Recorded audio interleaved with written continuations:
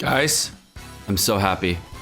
The new glasses came in, and now I don't have to deal with this anymore. No longer free-to-play glasses. But I recorded this video with my free-to-play glasses, so what are we gonna do? Jake is like still asleep on the couch over there.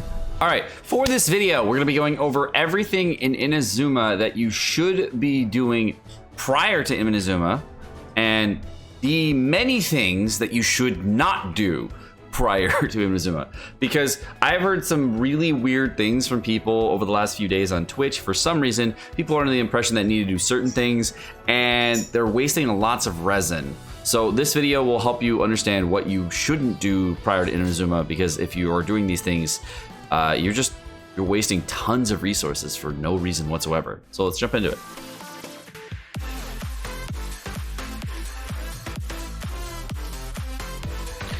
Okay, so here we go. Last minute Inazuma checklist. Fast as I can. Don't forget, Golden Archipelago going kapoof. 3 days, do it. Make sure you do everything in here. There's lots of events, lots of cool things you get. Many resources. It should take you about 10 hours total to get everything done if you haven't done it already. Yes, it's worth it. Please do it. Lots of primos. Regarding the boss fight for Magukenki, don't trip. This guy will be back in Inazuma. You're fine. But as far as things that you need to do for Inazuma, this is going to be a very simple explanation. Now, for Inazuma, regarding the prototypes, there are going to be, of course, 5 new weapons going to be available. Currently, I still think that no matter what, if you're going to be building into a polearm, the physical crescent pike is still the best physical weapon in the game for 4-star weapons. Claymores, they're going to be very good in general for what we have right now. The only ones that I could see even being improved are the bow and the catalyst. So if the bow and the catalyst are for characters that you want to use, maybe say Lisa or whoever you want to use in the future, or for bow characters, for charge shot characters, whatever they be, whatever the weapons actually do. There's 5 new craftables in Inazuma. Just save your prototypes for a couple more days. No big deal. I mean, just see if you like them or not. Use your parametric transformer. Stop being a papega like me. Prior to Inazuma's release, on the day before, I recommend doing this. Going to your crafting module, going to this button right here, hit craft, make all 4 of these, and save them for Inazuma. Okay? Easy. Reason being, you might want them for Inazuma. All the other stuff you might already be fine with. If you have fragile, save them. If you can make it transient resin, please make it. For Inazuma characters like Ayaka, they're going to take entirely different resources that are in Inazuma, so don't try to prep farm them at all. The only thing you can farm for them, if you wanted to, is going to be Hero Wits and, of course, Mora. It's the only thing you can farm. Hero Wits and Mora. That's it. Looking at Ayaka, there's a bunch of different teams that I think would be very fun with her. Of course, Kazuha will be a great supporting character for Ayaka and potentially Yoimiya as well. Bennett, of course, will be very strong, and so will most likely, I think, Zhang Ling for reverse mount compositions for your Ayaka. So I might even, because the cryo application might be high enough because of how many times Ayaka does hit, you might even get some positive melts with Zhang Ling depending on how it works. If you didn't know, there is also a special event going on right now that allows you to go to this nice mysterious voice page. You can also do this to get about 120 primo gems, a bunch of wits and Mora. Free resources, and you can just do the missions. It's got nice music and really chill vibes. Nice thing about 2.0 is talent books, but you do have. These are all not going to be helpful for any Inazuma character going forward, because Inazuma characters are going to have their own books. If you don't know why, it's because every region character is going to be specific to their book. So if you wanted to know, Mondstadt characters use Mondstadt book, Leeway characters, Leeway books, pretty consistent throughout the board. So you don't need to prep farm books. You'll be able to use them whenever.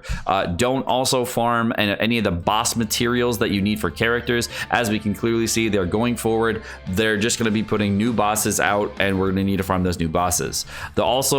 The only materials you're going to need to save are going to be the weekly boss materials for Ayaka, Yoimiya, etc.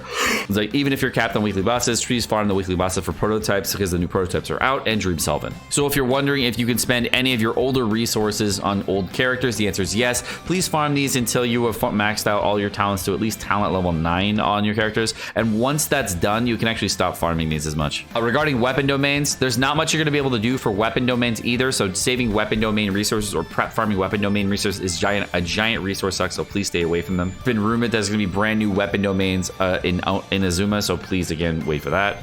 Now, the anniversary is right around the corner, so what I would recommend, of course, is not going to the Primo Gem shop and stocking up for thousands of dollars of Primo Gems. By the way, this is directly from all the donations on Twitch, so thank you everybody on twitch.tv/Sekapoko. You're wonderful. Thank you so much for all the love and support.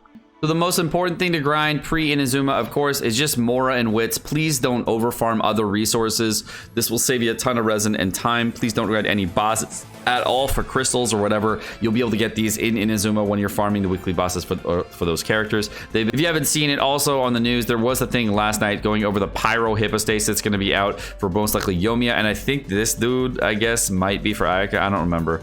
I think it was this dude, maybe. I don't know. Oh yeah, this samurai dude's coming too. Those are guys that look cool, man. These Nobushi guys, damn, they look cool.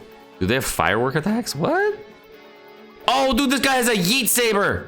What? Oh, this guy's got a shooter. Oh no, Hydro Abyss Mage.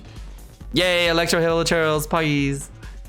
All right, so weapon XP is still eternal, so make sure you're still going to Wagner every single day and crafting your Mystic Enhancement ore every single day, because if you are not crafting this every single day, you're gonna be like me, and you're gonna see a video where I'm doing something very sad.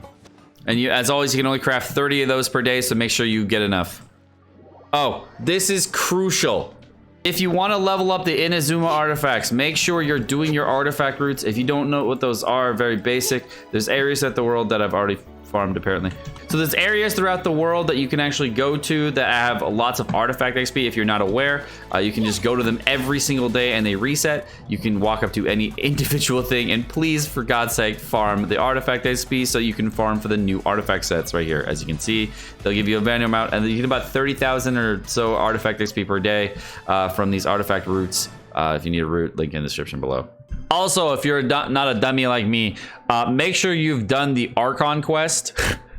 There will potentially be a very good Archon Quest coming in Inazuma, so make sure you get this done so you have enough time to explore and you can actually go to Inazuma and all the things there that you actually want to do. So make sure you do the Archon Quest. I'm doing it for the 3rd time today. Son of a... All right, the last thing to do, which is the most crucial thing for Inazuma. This is the most important thing in the entire world. What you're gonna do is you're gonna get to your lucky summon spot and then you're gonna log out.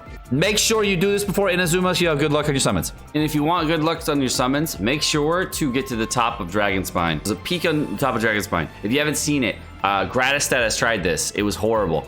What he did was he went to the top of Dragonspine. I told him exactly what to do, and he jumped off the peak of Dragonspine after doing everything. Remember, you put out Fischl's bird, you put out Amber's bunny, and the last thing you're gonna put out is Dangling's bear. Then take your favorite waifu or husbando and plunge from the top of Dragonspine. Don't jump, plunge. Then summon right before you hit the ground. If you touch the ground, you're gonna get all 4 stars in Barber probably. But if you don't, if you do it right, then you get what you want, right? All right, guys, that's gonna do this video. My name is Sekapoko. Thank you so much for watching. I hope you guys enjoyed this video. If you guys did enjoy the video, of course, like, subscribe, all the fun stuff. Good luck on your Inazuma summons. Good luck on everybody for Inazuma. We'll be putting out more videos throughout the week. But thank you guys for watching. Have a great night, guys. Peace.